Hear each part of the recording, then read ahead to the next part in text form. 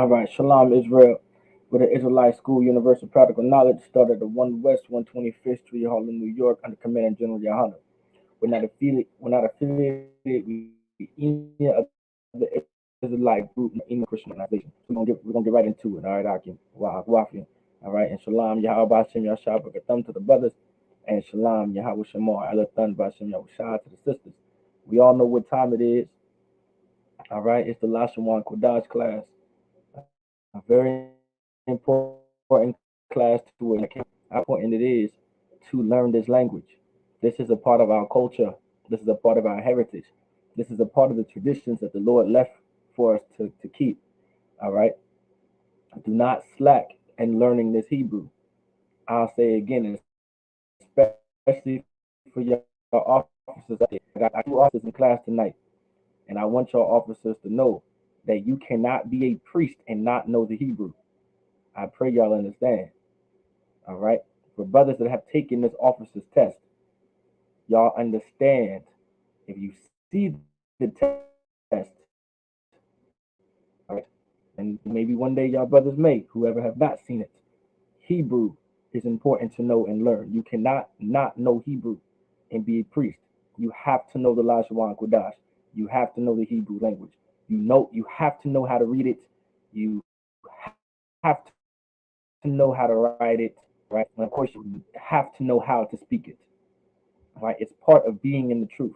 Imagine being a Israelite that doesn't know how to speak their own language. That's weird. You know what I'm saying? Imagine someone that's Chinese and doesn't know how to speak the Chinese language. That's unheard of, right? Weird. And doesn't know how to speak the language of the East Indians. That's weird, right? Like you would look at them like you got they got 4 heads and 18,000 eyes. Like that would just be weird. It's uncultured. You're an uncultured individual of your own nation and race of people if you do not know how to speak the language of your ancestors or to speak the language of your forefathers or even speak the language of your people. Like that's weird. So we're gonna get into it. All right, in tonight's class. All right. First things first, we're gonna start off with the alphabet, as always.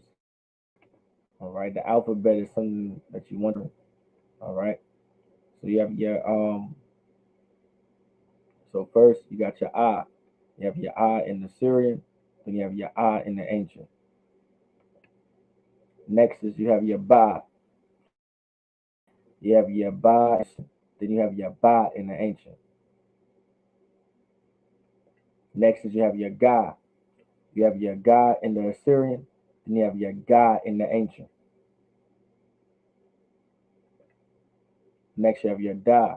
You have your Da in the Assyrian, then you have your Da in the ancient. Next is you have your Ha. You have your Ha in the Assyrian, then you have your Ha in the ancient.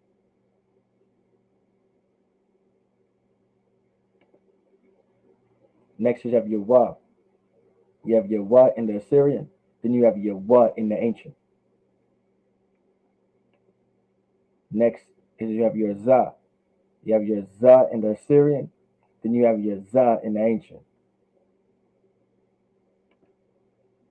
Next you have your Kha. You have your Kha in the Assyrian, then you have your Kha in the ancient.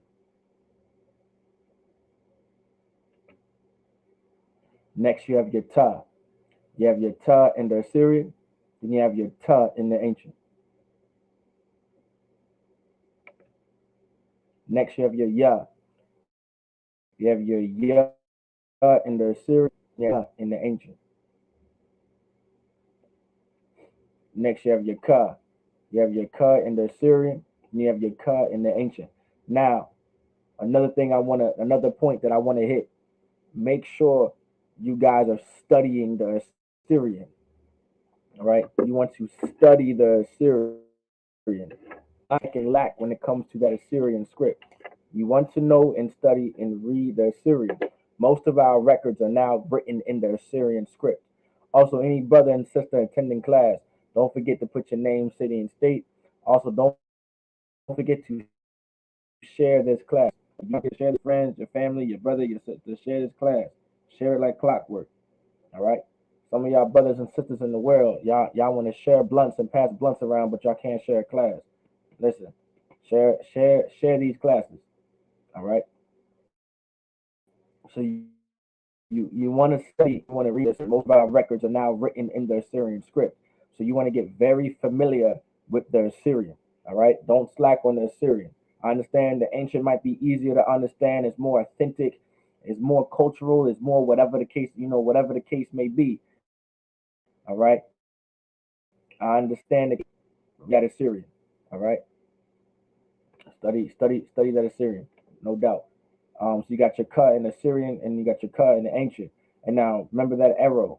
All right, that's why I kept saying we want to study the Assyrian because the Assyrian has a little bit of some extra steps, little steps added to it. Like for an example, they have endings. All right, so they have certain letters. Certain letters have an ending to it that lets you know that it ends with the letter K. For an example, where you see that arrow on the screen or on the board, it says found at the end of a word. This is how you would know that this word ends with the letter K. I know some of the brothers and sisters that come to my classes, you guys already know this information, but this is also for brothers and sisters that may have come to my class or classes. All right, here we are. All right, I actually go in my classes. I like to go over sentence structure. I love going over fundamentals. I love going over grammar. I love going over the small things because the small things really count when it comes to learning the Hebrew and processing the Hebrew the proper way. All right, fundamentals are important, and the alphabet is fundamental. All right, our language is a consonant language. Word consonant meaning similar, meaning the same, has a similar sound, and so our language has a like a ah sound to it. That's why you got your ah, ba, ga, da, ha, wa, za. Now that's nothing new, by the way, because a lot of ancient language were consonant languages. That's why Hebrew, which is one of the oldest languages on the earth, all right, most ancient languages did not have all these vowels into it until later in life. All right, it wasn't until later in life. Also, the Lord did say that He separated the languages and He separated our people. You can read that in Genesis, I believe, the 10th chapter. Yeah, I know, Genesis the sixth chapter. Go to Genesis the sixth chapter. I believe that's the Tower of Babel. Any brother, I know if Officer Yagadar and Officer Mataza if y'all listening, y'all looked it up for me. I believe it's Genesis six, the Tower of Babel. Y'all let me know. All right, it could be Salakia. A bunch of stuff is processing. I know it's after the flood, and I believe that's the fifth or sixth chapter. All right, so it could be the seventh chapter while I'm BSing. All right, but y'all let me know. I don't got time to look for it now. I want to get into it. I got the Syrian. So you got your La in the Syrian, and you got your La in the ancient. All right. Next is you have your Ma. You have your Ma in the Assyrian, then you have your Ma in the ancient. Now here we go. Another example, all right, of why we need to study the Assyrian. All right, these are fundamentals you have to know when reading the Assyrian. So, like, let's say we're having the Sabbath service, and I call you up to read for the Sabbath service, which eventually, we are getting our location ready for any brothers and sisters out there that are in the Virginia school. Just know that we are setting a as we speak. All right, and getting that location ready. All right, it's going to be that location is in Newport News. We're getting it ready for a physical classroom to come to attend class. All right, we're getting it ready for that. All right, so I want y'all to keep that in mind. When the Sabbath service is happening, y'all brothers and sisters are going to be coming to the Sabbath service in Newport News. All right, in that building, and then you guys are going to see how the Sabbath service is ran. And I'm going to call the brothers up, all right, or the young men up to read, and you're going to want to know the fundamentals of the language. You're going to want to say ma in the Hebrew, all right, and you're going to want to know how to know in the Assyrian script, all right, if the word ends with a ma or not. All right, you want to know these things, and you're going to want to know these things fluently as much as possible because the Sabbath service is going to have to be quick. All right, and so I'm going to expect you, young officers and troopers, all right, all right, that are in my classes every Friday to be very proficient in reading and writing the Hebrew. No excuses. All right. The Hebrew class, you want to make the Hebrew class a mandatory class. Like, and I want to break it down to y'all. Is anybody aware of when the mandatory class is for the state of Virginia? For the zone of Virginia, is anybody aware of what day the mandatory class is? Does anybody know what day it is? No, y'all let me know. Let's see who is aware. Let's find out. Black you.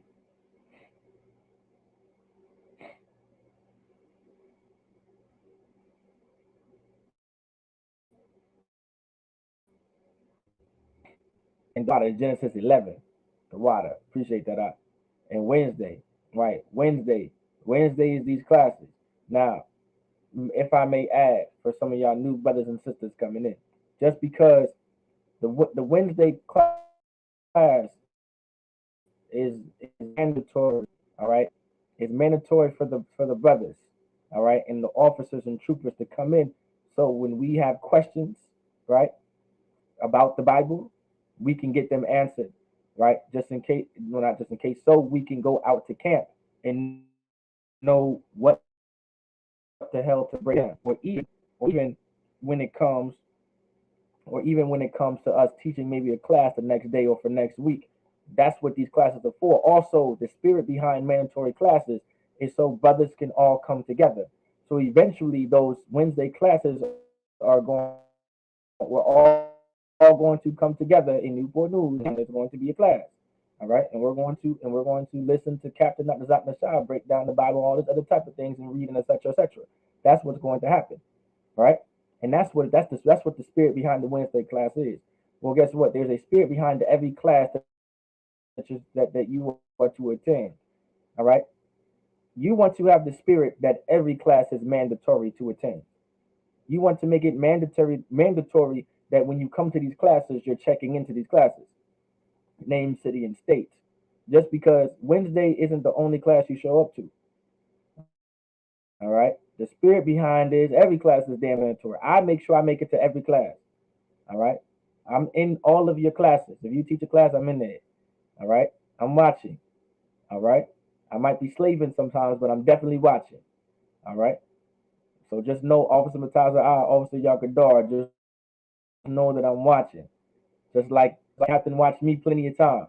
He may not check in, but he's definitely watching. And I want y'all to understand them generals are watching our classes. All right. Y'all may not see you may not see the generals check in. And they're not going to check in. They're not always going to check in. But for sure they are always watching. All right. Literally, General Shawamar's name literally means he is watching. All right. The generals are watching these classes too. All right. So you want to also stay up, you want to stay on top of your game. You want to make sure you're breaking down these scriptures properly. You want to make sure you're asking those questions on those Wednesday night classes. You have questions, you know what I'm saying? Always make them phone calls. Always be in that chat for the brothers. All right. Make sure you following orders and protocols and all that. All right, because there's brothers above you that are always watching. All right. All right. I'm just letting y'all know. Inside scoop. Just letting y'all know. And so, all right, just make sure y'all know. All right. Now, but make sure these classes to y'all want to make every class Monday through Sunday. All right. Mandatory. You always want to be in a class. You always want to be involved. You always want to be aware of what the hell is going on in the school and what's going on here. You want to make sure, just make sure you come to class. Don't slack on this Hebrew. All right. I pray y'all understand when Christ return, he ain't speaking English. I pray that y'all understand. I pray y'all understand. All right. Them angels ain't going to be speaking English. All right. The kingdom is not going to be about English. We're going to be speaking Hebrew. That's why the Bible says to prepare the kingdom of heaven. But let's get to it. All right. That's why we're teaching these classes, because the kingdom, we don't want to be speaking English. We want to be speaking this Lashawan Qadash. All right. So let's go with Nah. You got your Na in the Syrian, then you got your Na in the ancient. You got your Sa. You got your Sa in the Syrian, and then you got your Sa in the ancient.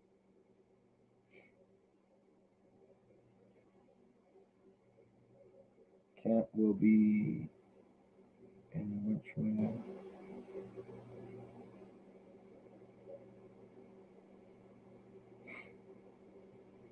Camp checking calls and so like your Sa, you got your Sa in the Syrian, you got your Sa in the ancient. Next, you have your I. You have your I in the Syrian, then you have your I in the ancient. Most High in Christ. Shalom, shalom, shalom. Most High in Christ. All right.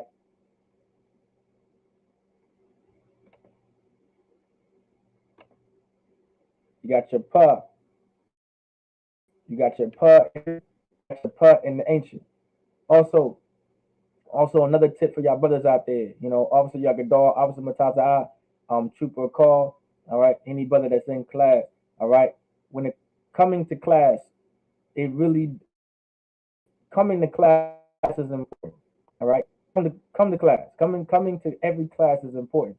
All right. This is first things first. You're learning when you come to class. All right. You're always learning something new.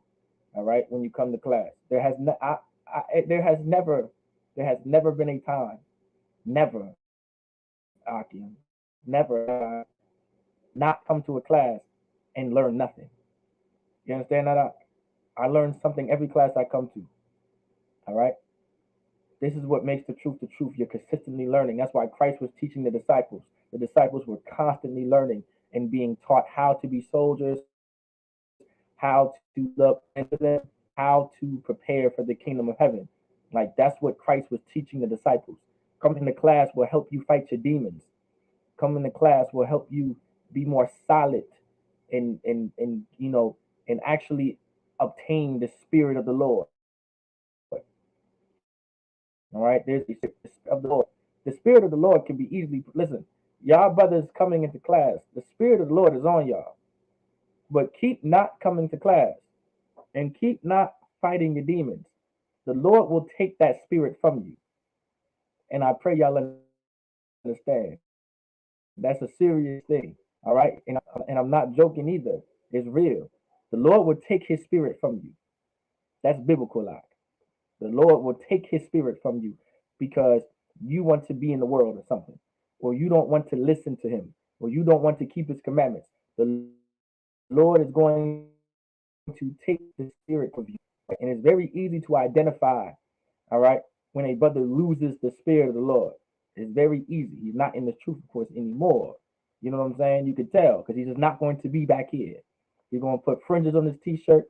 He's going to start saying shalom. He's going to say maybe we can make mistakes every once in a while. You know what I'm saying? Nobody perfect. He or she's going to start talking like that. And these are signs that the Lord stripped the spirit from them right there. Right? Because that's not the spirit of Christ, it's not the spirit of the Lord to be talking certain things. To have the spirit of the Lord, you're going to talk a certain way. You're going to walk a certain way. You're going to dress a certain way. You're going to eat a certain way. Like the spirit of the Lord will be taken from you. You understand? Learning this Hebrew is having the spirit of the Lord. Not knowing the Hebrew, all right, and not wanting to learn the Hebrew. The Lord will take that spirit from you, Akim. You know what I'm saying? The spirit of the Lord is to say Yahweh Ba'Shem Yahushua Brakathum or Shalom Yahweh Shamar Alatan Ba'Shem Yahushua. Knowing how to say Abba Gada Wahaza Khata Yakalama Nasa I Padazakwa Rashata.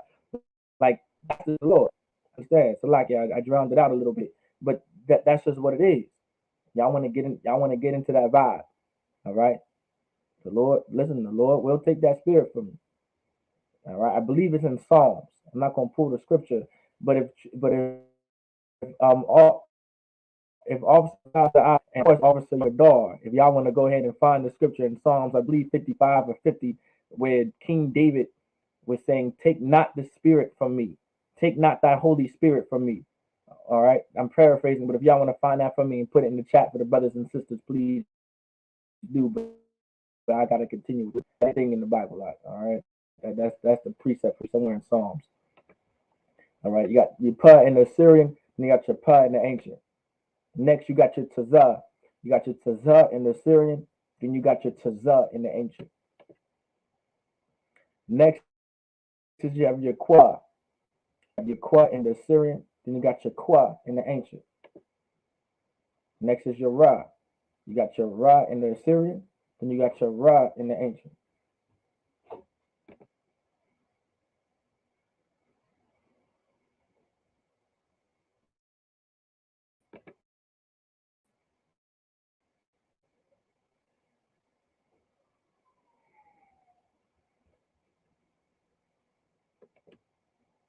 Psalms 51, the water. Yeah, Psalms chapter 51, verse 11 and 12. All right, you can look up that what I was saying before about the spirit of the Lord, the King David. The water also tells out Psalms 51:11. All right, what you want to understand is King David was praying that the Lord did not take the spirit. You know what I'm saying? It's a serious thing. All right, to not have the spirit of the Lord. Right. That's why the Lord took the spirit from King Saul and stripped him from his kingship and everything. You know what I'm saying? And then King David and Saul had to go to war with each other damn near. The house of Saul and the house of David damn near had to go to war just to prove that King David, the Lord was with King David. And the Lord set up David. And King David was going to be in charge. They had the house of Saul and the house of David had to go to war to settle that dispute. And of course, the Lord was with King David. And then I believe King Saul went to war with Salakia. I don't want to. It won't the not the Canaanites. It won't the who who are those brothers? Not brothers. Who are those heathens with Goliath? It's skipping my mind. It's with a P. I think is it with a P? Salaki, y'all let me know. Salaki. Like y'all skipping my mind. All right. And it's going to and y'all know it. It's bothering me that I don't know it.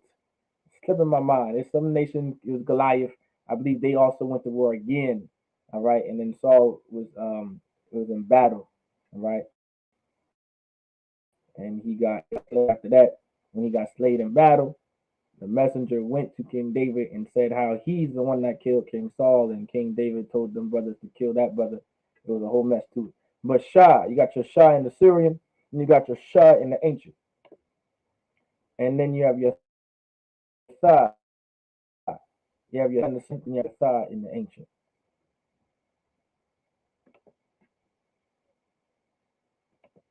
The Philistines. I knew it was something with a P. The water Akim, the Philistines. It was skipping my mind, the water for that. The Philistines, all right. I believe King Saul went to war again with the Philistines, and the Lord was just not with King Saul. The Lord was not with King Saul. All right, and they went to war with the Philistines. The Philistines won, and then after that, King David went to war with the Philistines for the Philistines killing his brother. King Saul. David still loved King Saul. That was still a brother to him. King David actually, I think I broke that down. Did I ever break that down to y'all? The love of King David and the amounts of brotherhood that King David had for for King Saul, and brotherhood King David showed towards King Saul. Like that was immense brotherhood that King David had. But um I think I broke it down maybe like a year ago. But kind of break down again when that time comes. Let me see. All right, so where did we leave off? All right. First, let's go over these fundamentals real quick. Fundamentals meaning grammar. You want a grammar. All right. So we're gonna do this real quick. Well, actually, let's start with, because we're doing sentence structuring, right? Because we're structuring sentences, all right, and we're going over different tenses. So you got your past tense, your future tense, your present tense, all right. All right. So now, because of so, you want to know subject pronouns. Your subject pronouns are everything when it comes to structuring sentences, because your subject pronouns give you the subject of who you're talking to or who you're talking about. When you're creating sentences, it's always about something, and at times, even usually someone. It's either to someone or about someone or whatever the case may be. All right. If it's about something, all right, like you don't have to so much worry about subject pronouns being used. But that's neither here or there, and we can maybe create a sentence to help you get a idea of what I'm saying just then. All right, but your subject pronouns are important to know, because you're not going to be able to conjugate sentences in their tenses like the past, present, or future if you do not know the subject pronoun. You can conjugate unless you know the subject pronoun. You have to know subject pronouns. So you got your anya, meaning I am. So anya means I am. These are subject pronouns you have to know. Then you have your asa. All right, you have your asa, meaning you. These are all subject pronouns that we have to know. You have Yahweh, Yahweh, Hawa, Hawa. You could say Hawa, to slow it down. Hawa, Hawa, Hawa. All right, or Hawa, Hawa, Hawa, meaning he. He is Hawa. He, no subject pronoun. Yeah, Haya, Haya. All right, Haya. You can slow it down too. Haya. I guess it didn't go over. Haya Salaki. I guess I didn't press it. Haya. Let's slow it down. Haya. Haya. Haya meaning she. She is a subject pronoun. Or Haya. Haya. Haya. All right. Depending on how fast you say it. But if you take your time, if you want to, Haya. Haya. Haya. Haya. Haya. Haya. It's gonna eventually sound fluent. Haya. Haya. Haya. Haya. All right. Haya. All right. Then you have a knock nawa. A knock nawa. All right. A knock nawa meaning we. All right. Another subject pronoun. All right. All right. A knock nawa. Then you have your a thumb. Right. You have your thumb. Your thumb is you plural. And Khan spared him even though King Saul pursued. Exactly. Khan. That's very true. Um, Chuba Kazak, Shalom, Lord, yeah, Shalom, Yahweh, Shem Shabakata. So you have a thumb. You have your thumb, meaning you plural. It means you plural, all right, or you all. But this is intense. Thumb. If I'm talking to y'all, all right, I would use a thumb. I would make sure I'm using a thumb, right? Even if I'm talking to a group of men and women, masculine tense takes precedence, and you would still say a thumb, right? Meaning for you all or y'all. So you all or y'all, like that's what you plural is. All right. Then you have a thun. You have your thun. This is the you plural, but this is more so in your in the course. This is in your feminine tense. All right. So let's say you're talking to a group of sisters.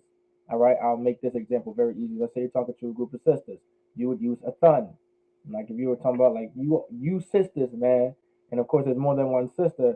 Of course you would be using the word a thun, and you'd be conjugating your sentence based off of the subject pronoun a thun, whichever tense that you would be using, which would be either future or present. All right. Then you'll now let's say you got like, let's say you have 200 sisters and you have one brother in the crowd. Which which subject pronoun would you use? Is anybody aware? If you got like 500 sisters and then there's one brother in that crowd, what tense would you use? Anybody aware of that?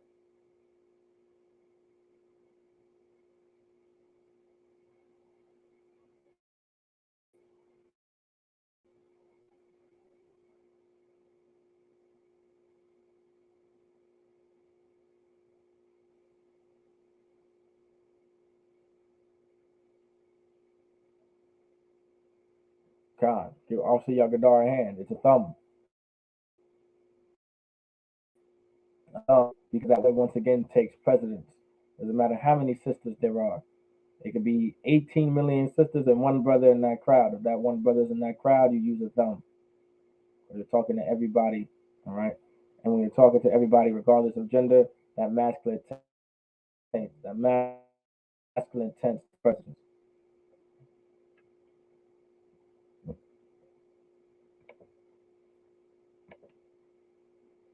Then you have your ham. You have your ham, all right, meaning they. And you have your han, meaning they, but in the feminine sense. So ham with a ma at the end, masculine tense for they, all right? And then han with a na at the end, they, all right, in the feminine tense. All right, you'll start to eventually see a pattern in the Bible, in the pattern in the language when it comes to words that are feminine. All right, and I want y'all to pay very close attention to that pattern. That pattern is actually sometimes very obvious. The more you study, the more you learn. The more you study, the more you read, the more you practice, the more you speak this language. That pattern becomes very easy to be aware of, very easy to see when it comes to the concept of what's masculine and what's feminine, what words are masculine or what words are feminine, or whatever the case may be, how to feminize an entire sentence, or how to masculate an entire sentence, make a sentence completely masculine, or make it completely feminine for whatever reason it may be. Is for whatever reason it may be, but you'll start to see how it's done the more you read and practice this Hebrew, and the more you speak it, and the more you study it. You'll see that it's a very easy concept to pick up on. Now, make sure you know your all right. Make sure you know your object or possessive pronouns. All right. You want to remember these. Your possessive pronouns. Now, remember, possessive pronouns will always be at the end of a noun. So, like for instance, if you have a cup, right, and you want to say this my cup, all right, that is an example of a possessive pronoun. If you want to say this is your cup, all right, that is an example of a possessive pronoun. When it comes to structuring sentences, these small things called grammar, all right, these small things are a part of grammar, will help you create sentences. I promise you. I'm not telling you. I will never stare you guys in the wrong direction. All right, I won't do it. I'll never do it. All right, your ya in the Syrian and your ya in the ancient, and your ya is my. All right, just something so small like this. You want to know it. You're going to see it in the Bible. You're going to want to be able to say these kind of things when you're trying to speak to a brother in Hebrew. All right. Then you got your ka. All right, your ka is your. Now keep in mind, a possessive pronoun will always be at the end of a noun. It's not going to be in the front. It's not going to be, it's going to be at the end. I'm not going to be in the middle. It's going to be in the back of the word. It's going to be at the end of the noun. All right, it's going to be at the end of the noun. So you got your ya, which is your my. You got your ka, which is your, and you got your wa, which is your he. I like it. I went too far.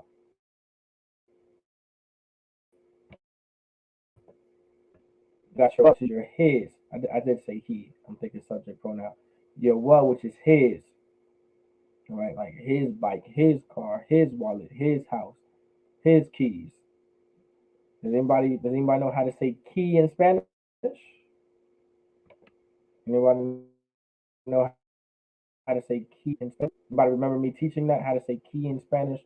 Did y'all put that in your notes one day? How to say key in Spanish? K-A-E, key, like to unlock a door, to to um to open a door, right? To unlock or open door, the lock in Hebrew, door, the lock, door to open a door.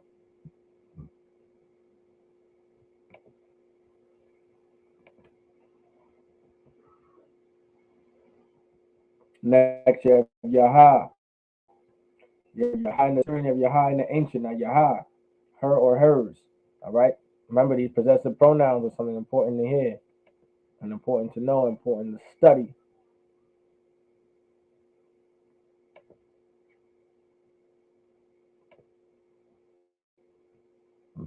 So, like it.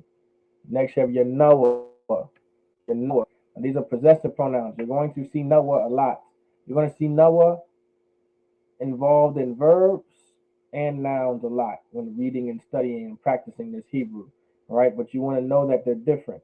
The only difference that is going to be is possessive will always be at the end of a noun, meaning possessive pronouns are only going to be used in conjunction with nouns, meaning you're not going to use possessive pronouns in conjunction with verbs. First things first, of course, that would not make any sense. And two, it's just not something you do. All right, it's just not what it is. All right, and so the very same thing that I'm giving you for possessive pronouns, it's going to be the same for object pronouns, but we're still going to slightly go over it so you guys understand the fundamentals before we get back into structuring sentences and going over past and present and future conjugations with different verbs and etc. etc. etc. You have Noah in the Syrian and the ancient, you're Noah, you're Noah, you're Noah. All right, and literally this comes from, of course, you have a verb, anak Noah. It's not a coincidence that Noah may mean our, and Noah also could mean us, right, which is the object pronoun version of this. Okay, I want y'all to understand these small things that you may deem small and y'all may deem this not important to know, but this is something very important to know. And who are you to deem what is important, what is not important, and what you need to know and what you don't need to know? You have no determination on that. You got your now you got your calm. All right, you got your calm in the Syrian, you got your calm, all right, in the ancient, meaning y'all, you all in the masculine, all right, you all in the masculine. Same thing with Khan, you all in the feminine, you all in the feminine. And you got you got your ma meaning there, your mom meaning there, all right. You got your ma in the Syrian, and you got it in the ancient, and then same thing, you got your na. Now you see that pattern with na at the end of a word, and it usually is starting to correlate with making it feminine. Y'all notice that sometimes a na at the end of these words, and then because of so, it's actually something translated to be feminine, all right, or in that tense, all right. So na meaning there, but all right, in the masculine tense.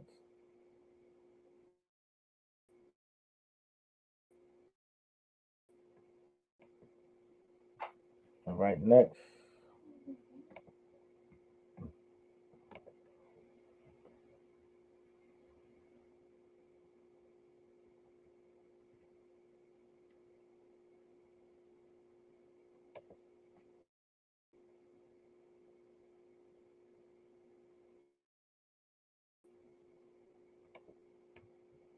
All right, here we go. Hebrew prefixes. Give me 1 second.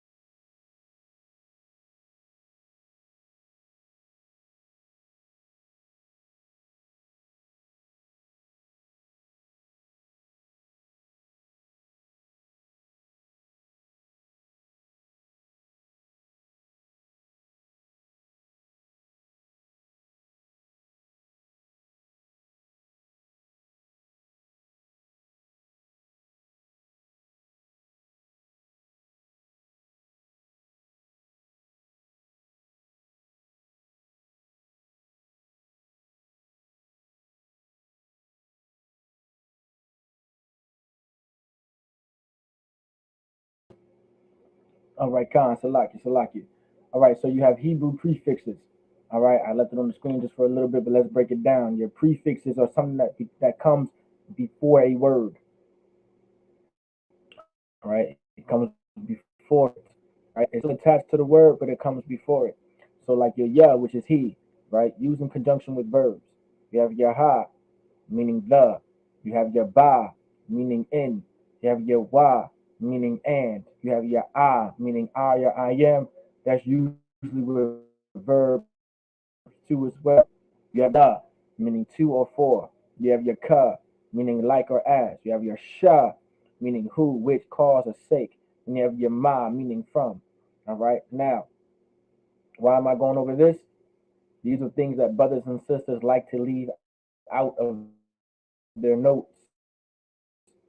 Every time I put this on the screen, there should be no excuse that anyone, that no one should be able to answer me. Everyone should be able to answer me if I say, how do you say the in the Hebrew? Or how do you say like or as in the Hebrew? How do you say in or and in the Hebrew? All right. Like you should be able to answer those things like as if it's the top of like it's just secondhand memory. All right. Everyone should know these Hebrew prefixes. All right. Put this into your notes and study it. All right. Officer Yagadar should not be the only brother that should be able to answer me. All right. When it comes to Hebrew, every brother and sister needs to be able to answer these questions. All right. These things are important. Now, I know some of y'all brothers and sisters are into slavery. All right. So I know y'all brothers and sisters usually know what I'm asking you. All right. So don't sweat it, y'all, at the slavery. But the point of what I'm getting at is this has got to All right. You want to know your prefixes. That's all. That's pretty much all I'm trying to say in a nutshell. All I'm trying to say is all I'm trying to get my point across right there. All right.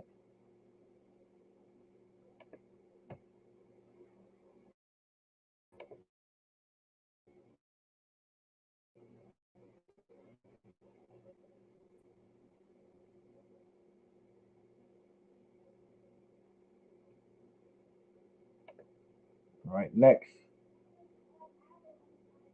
is ah. How to use ah. I use in conjunction with direct objects, examples, personal pronouns, or like the. Oth will always be before the direct object no matter what. All right, now, this is a part of grammar. Now, this right here, I'm not so particular. This is advanced on how to know when to use oth. Oth is not always required. Oth is not always necessary to use when speaking. All right, just letting you guys know it's not always necessary. It's not always required, but you do want to be able to understand how to use it, so you know when it is required and when it is necessary. All right. So, like for an example, if you and now oth is used in conjunction with verbs. All right, like a verb. All right, it's going to be used in conjunction with verb because a direct object. All right, a direct object is dealing with be to something like either personal or like this is the rock or this is the idol or this is the god or this is the house or this is the car. Like this is not any kind of car. This is the car. This ain't any kind of key. This is the key. All right. I think I asked y'all if y'all knew what it meant, right? So my pasak is how you would say key in Hebrew. My pasak. Keys with an S at the end of it. My pasakyum. My pasakyum. To open something is pasak. Pasak is how you open something, all right? Pasak. Pasak is how you open something. So I open the door, all right? And then I'm not going to conjugate it, right? But I'm just going to say the verb in the door. Pasak ha dalaf. That's not how you say open the door, all right? Because there has to be some form of conjugation there. But for a quick example, pasak ha dalaf. Ha meaning the laf meaning door, pasak meaning open. Now, of course, ma pasak means key. That ma in front of pasak, in that word ma pasak, is letting you know this is where this word comes from.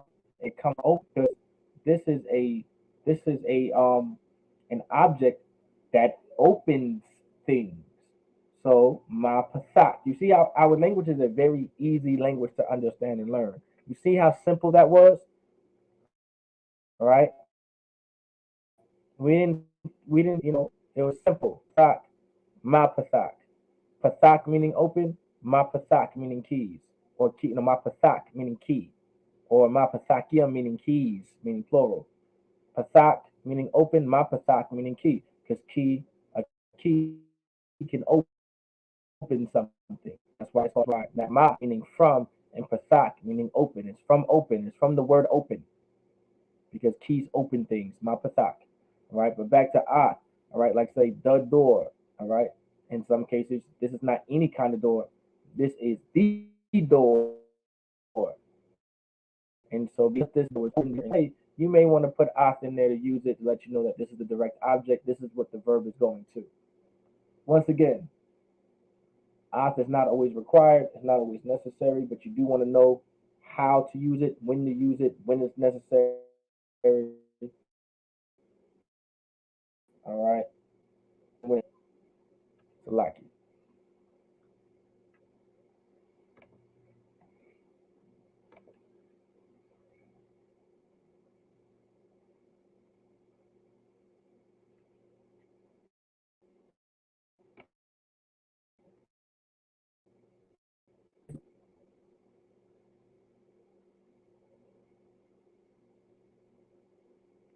Another thing too, adjectives. Before we go back into making a sentence, adjectives. You want to know how to use an adjective when we're creating sentences. I'm only going over this too real quick because these are things that you guys want to know. All right, I'm trying to be quick with it so we can go and we can get into a sentence because I want you guys to kind of I want to refresh y'all memories with this. So when I'm creating a sentence, all right, and I'm asking y'all certain questions, I want to be able to get certain answers. Of course, I want maximum participation. Right? I want maximum participation in these classes, especially this Hebrew class. So you have, all right, as an adjective, all right, let's say you have Lashawan Qadash, all right, you have Lashawan Qadash, all right, meaning holy tongue, all right. So how adjectives work?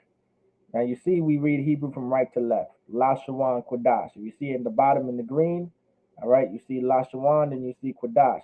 But now Qadash means holy, right? And Lashawan means tongue. Now, of course, in English, all right, Qadash is the holy is the adjective. That's why in English it's saying holy tongue and not tongue holy.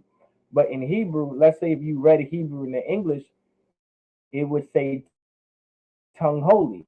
All right, you're saying tongue holy, but in reality you were actually saying holy tongue because in the Hebrew the adjective comes, the noun comes before the adjective, or you can just say the adjective comes after the noun. All right, unlike English, all right, the adjective comes before the noun because it's describing whatever it is. But in the Hebrew, it is not that way. You're describing whatever it is after what you've said that you want to describe, if that made sense. So once again on the board, Quadash is holy and then Lashawan is tongue. We want to address that we're describing that this tongue is holy. It's separate. So holy is an adjective. And an adjective comes after the noun in Hebrew. That's why Lashawan is first and Quadash is second. And it still means holy tongue. Lashawan Quadash.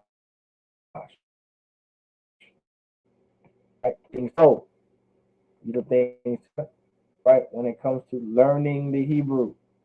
All right, this Hebrew is important. Do not slack off. Like it.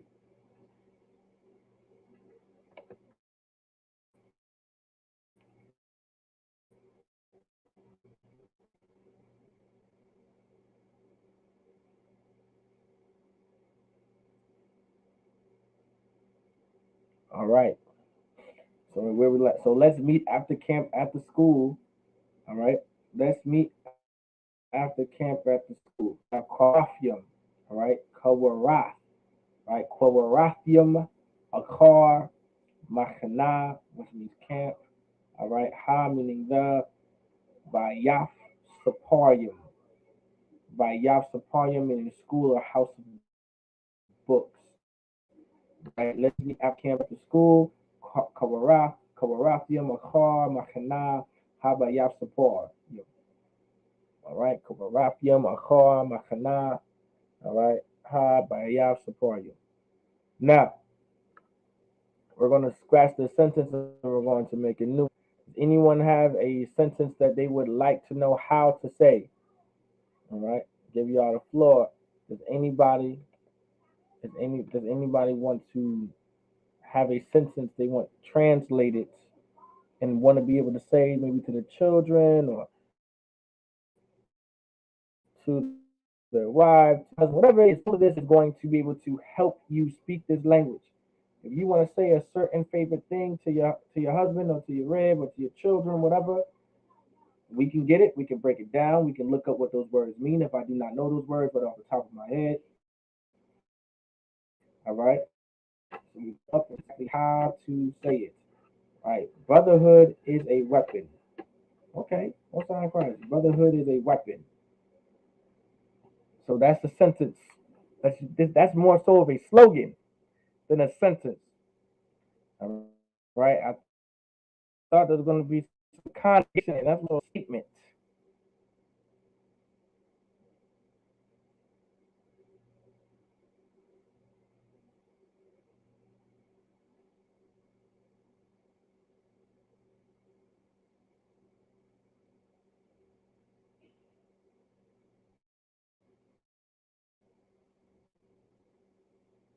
But I'll still get it for you, naturally. The brother said not Zechariah, but the brother said brotherhood is a weapon.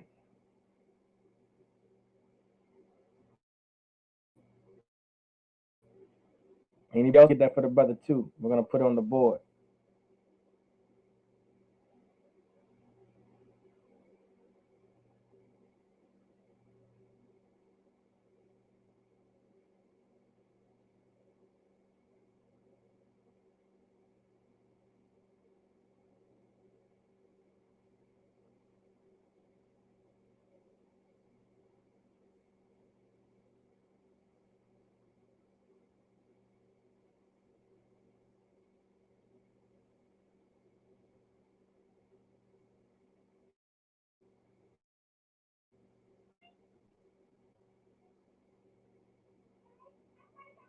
An anthem, con, no sweat. All right, so let's see.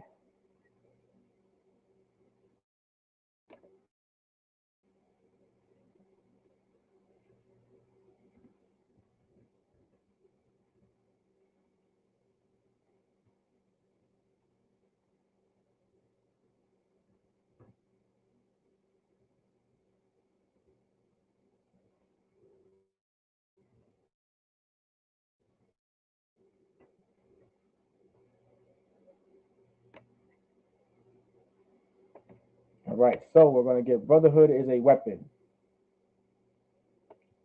So with that being said, so before we go any further, is any brother, somebody want to give a shot? Brotherhood is a weapon. Well, not give it a shot, right? But now, does anybody know how to say weapon?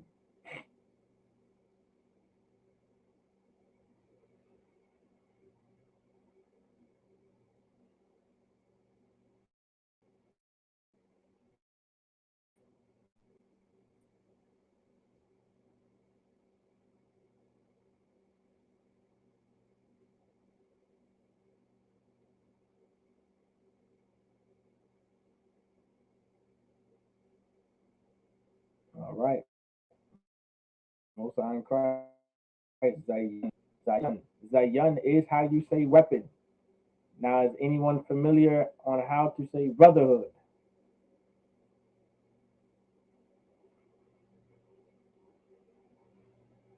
Let's see. Anybody want to give it a shot before I put it in there?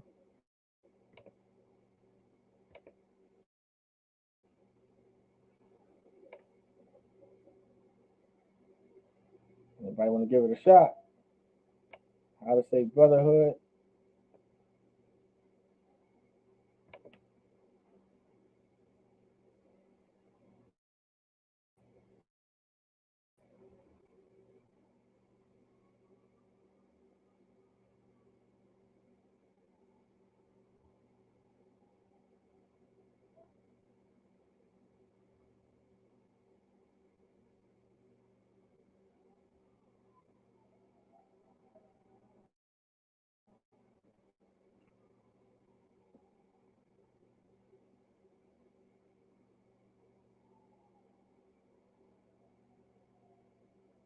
Mm, not quite. Not Akwataya.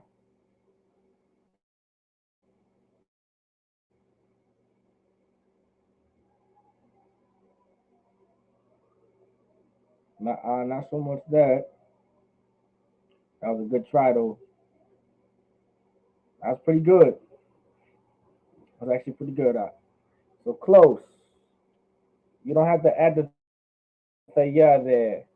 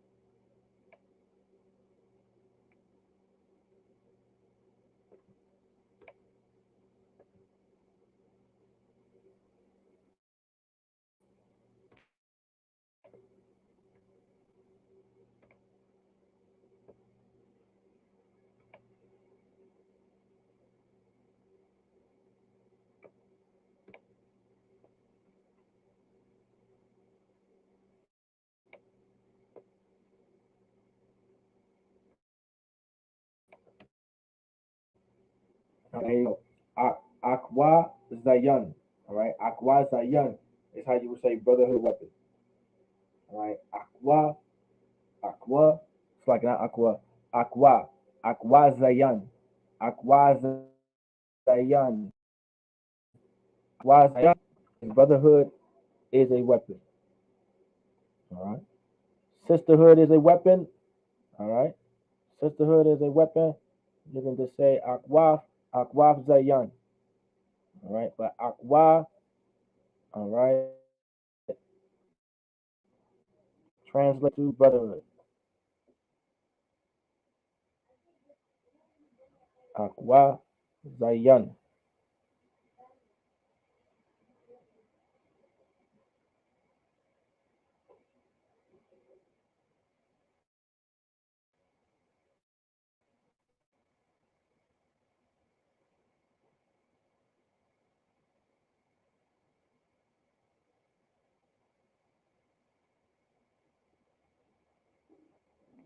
All right. Aqua Zayan.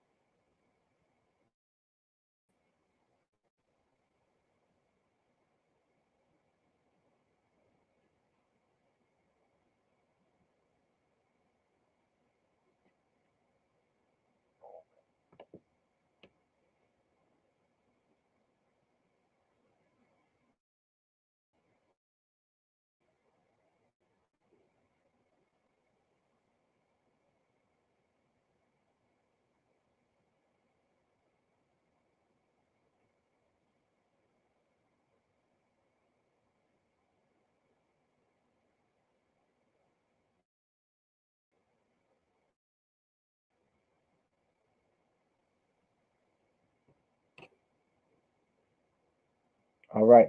Anybody else have anything they want to know or a sentence that they want translated before I choose one to make one up myself?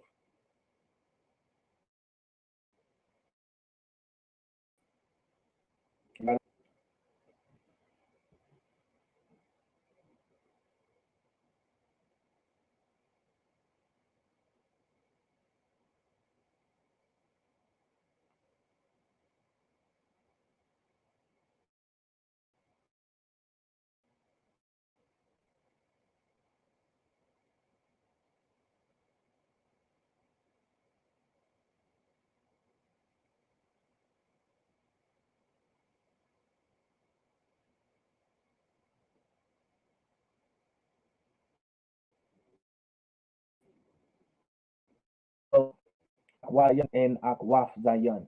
Correct. So if you want to say, sisterhood of weapon, you could just say Akwaf. All right, Akwaf Zayan. All right, and then Akwa Zayan. All right, Akwa Zayan, Akwaf Zayan. All right. Now Akwaf, Akwaf. All right. There's no, okay. There's no real translation to sisterhood. There is a translation of brotherhood. All right. All right. There is a translation to brotherhood. All right. But Akwaf, right? Akwaf Zayan. So you have Akwa Zayan, which is brotherhood. Akwa literally translates into brotherhood. So if you look up the word Akwa, all right, you'll see Akwa in the Bible, and it means brotherhood. All right, you can find that in like Zechariah chapter 4, right? And so you have Akwa, which actually means brotherhood, then Zayan meaning weapon. All right. Now, of course, there's no sisterhood does exist, but there's no word that translates into sisterhood. But Akwa does mean sister, and Zayan means weapon. So Akwa can easily be translated and understood as sisterhood is a weapon. All right. Akwaf Zayan. And even if you did want to take that ha and change into a tha, it would still be Akwaf on the board too. And so Akwaf Zayan would be the perfect translation to sisterhood. Does everybody understand how I got that and how I created that just now? Yeah, okay, most high in Christ. Also, y'all can understand. But everybody else gets it too as well of that process that I just went through.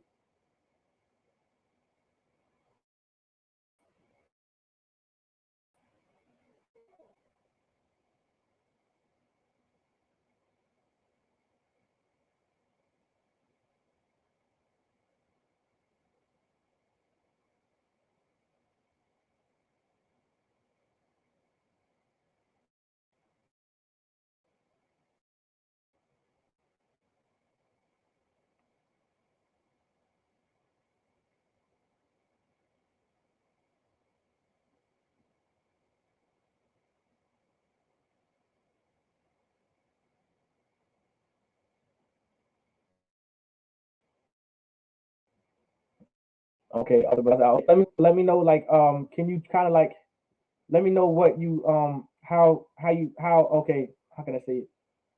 Can you explain to me how or what part of the process you didn't understand of how I came up with Akwa Zayan for sisterhood? Is that what you're saying now? That you don't know how I came up with Akwa Zayan?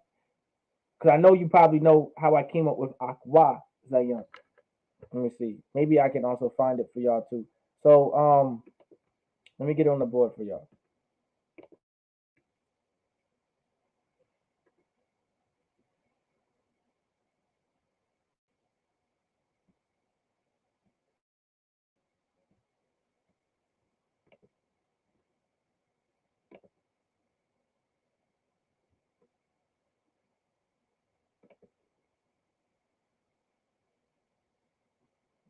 Dang, it just wants me to donate. I not want to donate.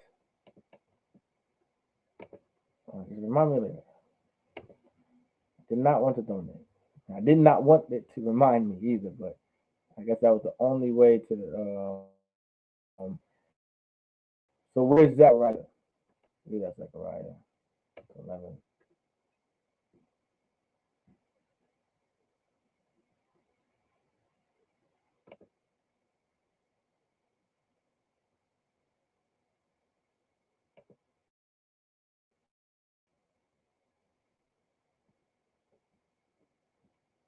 So we go to Zechariah 11 and 14. Then I cut asunder mine other staff, even bands that I might break the brotherhood between Judah and Israel. All right. So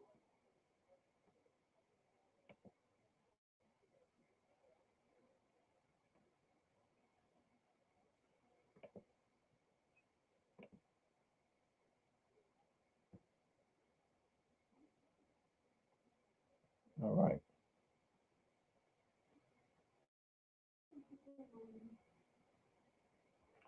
So you have Aqua, which literally means brotherhood. It comes from Ak, which is just to say brother. Say Ak, but it's still Ak. We just say Ak. Say Ak, brother of same parents, half brother, all that. See, brother. So Ak. All right.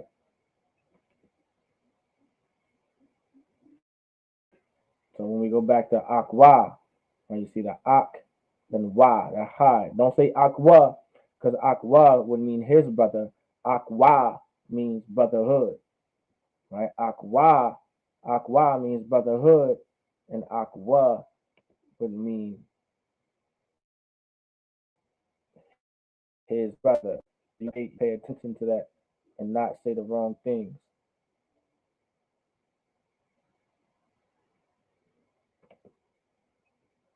So if we go back, Akwa Zayan, brother's a weapon. But also, Matata, let me know which Slack, so I thought you said something about replacing a letter in Aqua. I may have misheard you. Khan, not in Aqua, but let's say Aqua, right? I was explaining how, regardless of, okay, one how to sisterhood. Khan, it may have been also a communication on my end too, trying to explain it too as well. So what I was saying is Aqua Zayan would be the best translation to say sisterhood is a weapon due to the word aqua. And so what I mean by that is aqua means brotherhood. But you see that ha at the end of aqua, right? If you ever wanted to feminize a word, because aqua is already masculine. Even though it has a ha at the end of it, I believe it's still a masculine noun. Let's go back. I believe it still said right. You see how it says masculine, right?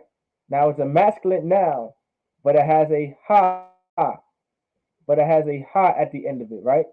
It has a ha at the end of it right there. In most cases, right? In most cases, in order to make a word feminine, you would actually add a ha at the end of it. But sometimes that's not always the case. In a case like this, the word is already masculine due to its meaning. All right. It's not always lettering, and it also just depends. All right. That's why it's best to always come to the Hebrew class so you can learn these things, right? So usually, all right, at times, if a word ends with any other letter but ha, it can easily be a word that's masculine. But if you ever want to that word, you ha at the end of it. Like for example, Zayan is a masculine word. Let's say Zayan is a masculine word, all right, meaning weapon. But you want to feminize the word, you would add a ha at the end of Zayan, and it becomes Zayan, and then you feminize the word Zayana, meaning weapon. All right, Zayana meaning weapon. And so now we have here Akwa Zayan, right? Brotherhood is a weapon. But let's say you took the ha and you turned it into a tha, because that's a pluralized way of feminizing something. All right. Akwa Zayan, right? There's your translation to sisterhood being a weapon. So sister weapon, right? Akwa Zayan. All right. If you want to say Akwaf Zayana, you can do that too. But Akwaf Zayan is still correct. Akwaf Zayana can still be correct too as well, since I broke that down to y'all. So Akwaf Zayana, Akwaf Zayan, all two are correct to say sisterhood is a weapon. But Akwa Zayan is brotherhood. Brotherhood is a weapon. Now I could have now I may have said a bunch of things at once. All right, but let me know if I kind of unconfused you. All right, or it may take a little bit of time to process it just a little. You know what I'm saying? It may take a little bit to process. So Salakia. All right, it's not. It's I'm doing my best to explain it, but it might be just it may take you just a little bit to process what I'm trying to say, because it's only like a tongue twister or two as well when I'm saying it. Oh yeah, okay, Yonder bar, no sweat, because I was twisting myself up when I was trying to say it, because these words all sounded the same for a second, so I didn't want to sound like I'm talking crazy. All right, but Yonder bar, I was doing my best, Salaki.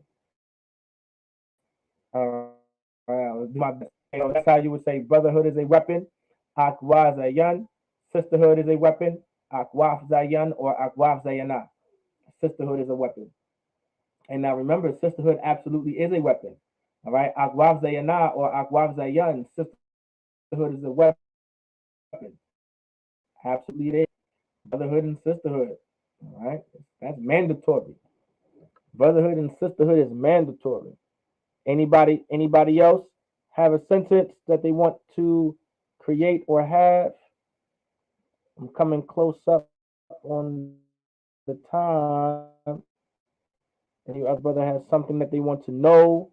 If any brother wants a word translated that they do not know, all right, or even for y'all sisters out there too.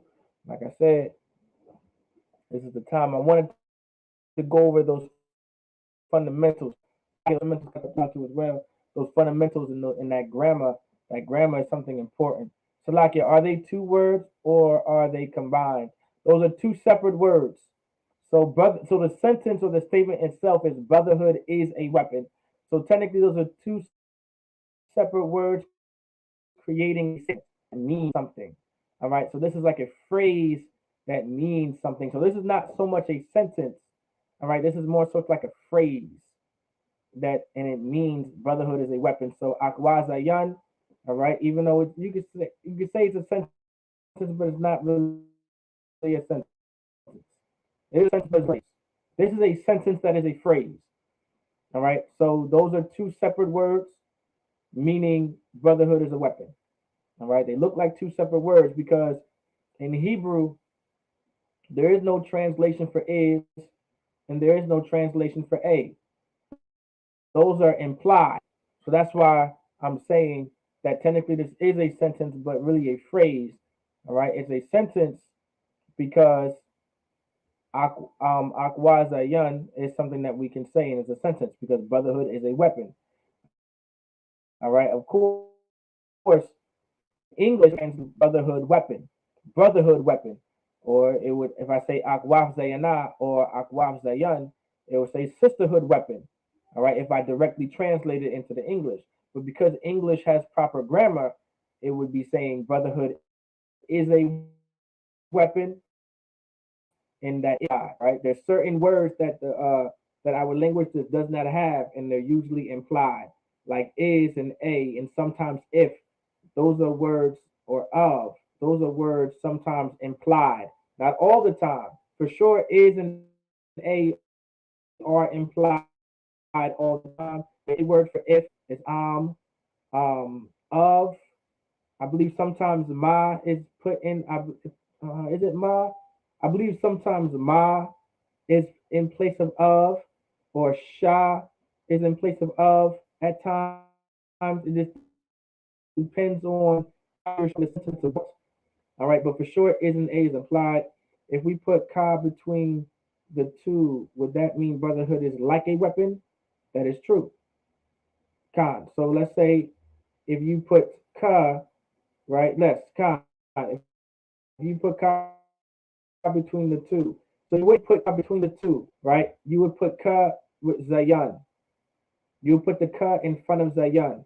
So you don't want to put it in between the two because ka is a prefix and it has to be attached to a word. Just to let you know. So prefixes, also for brothers and sisters, the brother asked a question and that means standing too. All right. Those prefixes are attached to words. All right. So you want to make sure they're attached to words. And so the brother asked a escalating question. If we put a ka between the two, brotherhood, what that means, brotherhood is like a weapon that is created that. So akwa kazayan, kazayan would mean brotherhood is like a weapon. If you wanted to say akwa kazayana, sisterhood is like a weapon, etc., etc. That would be the translation of what you're saying if you did put a ka. But once again, Khan, that's so now that's very good, right? Because those prefixes are very important to know. You see how you can just change the sentence that quick? Brotherhood is like a weapon, right? So by doing that, brotherhood is like a weapon. All right, just adding that ka completely changed the sentence. You know what I'm saying? It completely changed the sentence. And this is how you create sentences. All right, those prefixes, I call them Hebrew prefixes. All right, and then sometimes I'll call those possessive pronouns. All right, and those object pronouns, I would call them Hebrew suffixes sometimes because a suffix comes at the end of the word and the prefix is before. All right, but you want to know those Hebrew prefixes for this very reason because they are going to help you structure sentences. They're going to help you get comfortable with structuring sentences the way these sentences are needed to be structured. All right. Anybody else? Anybody else got something?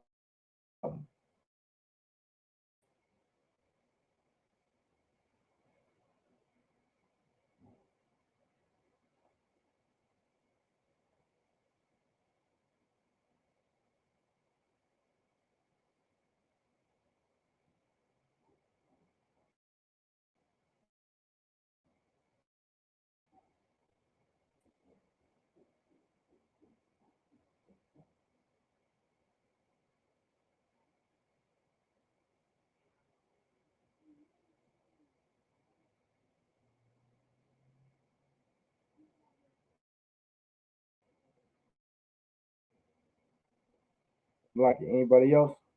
Any questions? Anything about it? All right. Maybe we can put this on a T-shirt. I'll try to see if I can get that approved. Any other questions? Any other concerns? Any words anybody wants to know? All right. I know y'all learned a new word today, aqua, meaning brotherhood. Right? Aqua meaning brotherhood. All right. I really want y'all brothers to really study this Hebrew. All right. I told y'all one of my goals, but my goal is to be able to teach a class in complete Hebrew like I teach it in English. That is my goal. That is my objective. Is to now I'm talking about this is going to be a separate class from the Lashawan Qadash class. All right. It's damn near I could make it part of the Sabbath service. That would be great, but I would have to get permission to do all that. But I've been training and practicing how to create sentences in my head in order to teach a at least a 30-minute class in Hebrew for brothers and sisters to just listen to the language and learn. All right, and that's the reason why I'm telling you to learn that because I need readers that know how to read the Hebrew as well while I'm breaking down the Hebrew. There's going to be no English translation, not in this particular class. I ain't gonna translate nothing. Y'all gonna have to look up what I tell y'all. Or y'all gonna have to or I'm gonna make subtitles. I may be forced to make subtitles. I can see the order being given that I'm not allowed to not translate what the hell I'm saying. All right, I can see that. I can see that because there's a scripture saying that we do have to translate. So Salakia. So I can see a order in which I have to translate. at least telling me, right, to put subtitles there. But my goal is to teach at least a 30-minute to 40-minute class and a scripture breakdown, something in absolute Hebrew, in absolute Lashawan Qadash. That's definitely go to brothers and sisters and listen and be able to whatever immersion class. What I don't know what that word immersion means. If I'm even saying that correctly, I'm gonna go ahead and look that up real quick. Immersion. Or heard such a word. I'm gonna see what it means. Oh, immerse. Okay, that's what it is. Con. Yes, yes, that's exactly what I want. I see it. I see the definition.